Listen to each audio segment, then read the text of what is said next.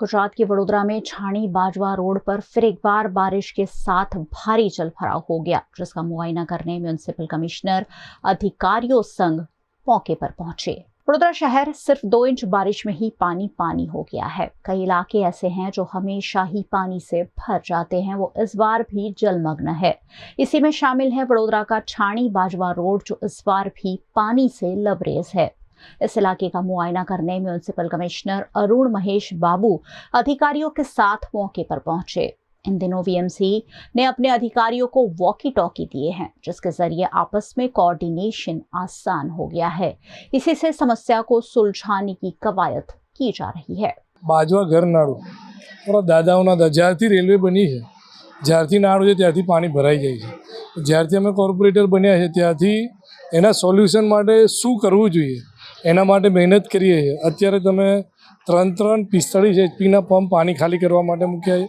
Commissioner साहेब अहींया visit अमे थोड़ा दिवस पहला चर्चा थई कि तमे वरसाद चालू होय ने पानी भराय त्यारे एनी स्ट्रेंथ केटली है त्यारे चेक करशो तो खबर पड़शे। એટલે कमिश्नर साहेब आज विजिट करी है।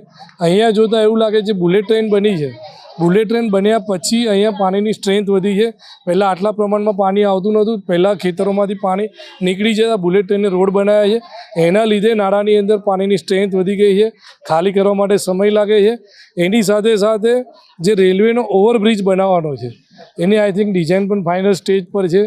रेलवे અને કોર્પોરેશન એકબીજા સાથે કોર્ડિનેશન કરીને આશા રાખીએ છીએ કે આવતા ચોમાસા પહેલાં અમારા પ્રયત્નો એવા છે કે ઓવરબ્રિજનું કામ પણ શરૂઆત થઈ જાય, જેથી છાણી બાજવા કરોડિયા કરચિયા જે અહીંયાથી જાય છે વિસ્તારના લોકોને તકલીફ ના પડે।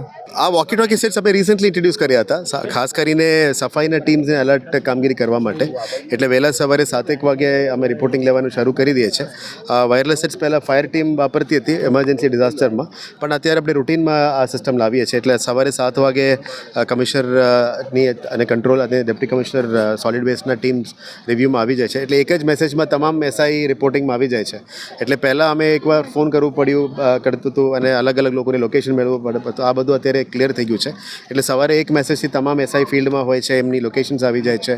એટલે એસઆઈ ઓટોમેટિક આવે તો સુપરવાઇઝર નીચે અને સફાઈ મિત્રો બધા ફિલ્ડમાં આવી જાય છે। સાથે સાથે બીજી લાઇનમાં અમારું વહેલા સવારે 7:30 વાગે પીવાનું પાણીનું સ્ત્રોત, ક્લોરિનેશન લેવલ્સ અને સ્ત્રોતમાંથી બધું લાઇન્સ સારું છે કે કેમ, તમામ ટાંકીની ESR GSR લેવલ શું છે, આ બધું અમે ઇનપુટ પણ લઈ દેતા હોય છે। ત્રીજામાં અમે બેઝિકલી ડ્રેનેજ લાઇન્સ, બેઝિકલી આપણે APS ઓક્ઝિલરી પમ્પિંગમાં તમામ STPsનું લાઇન્સ કેવું છે, પમ્પિંગ ચાલુ છે કે કેમ, તમામ ડ્રેનેજ લાઇન્સ ક્લિયર છે કે કેમ, આ બધું પણ રિવ્યૂ કરતા હોય છે। અને કાયમી ઇમરજન્સીમાં ત્યારે પણ ફાયરનું લાઇન તમામ એક્ટિવ જ હોય છે।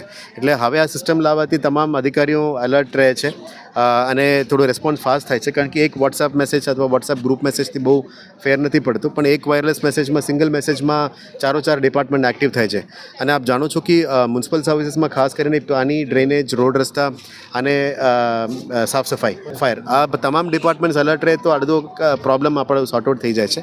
અને આ વખતે પણ ડિઝાસ્ટરમાં પણ અમારા દરેક ઝોનની કોર્ડિનેશન, DMCs, AMCs, એન્જિનિયર્સ તમામ એક્ટિવ હોય છે। હવે નેક્સ્ટ અમે ડેપ્યુટી એન્જિનિયર્સને પણ આપવાના છે। અત્યારે તમામ ઝોન્સમાં એન્જિનિયર્સ સાથે સફાઈના ટીમને આપણે વાપરવાનું આપ્યું છે। ઓવરઓલ ઇનપુટ સારું છે અને ઓવરઓલ રિવ્યૂ પણ ફાસ્ટ થઈ રહ્યા છે અને એક સિસ્ટમેટાઇઝ કંટ્રોલ સિસ્ટમથી અમે ચલાવી શકાય। અત્યારે આવનારા દિવસોમાં સર્વિસીસ એક્સટેન્ડ કરવા માટે અમે પ્લાનિંગ કરી રહ્યા છીએ।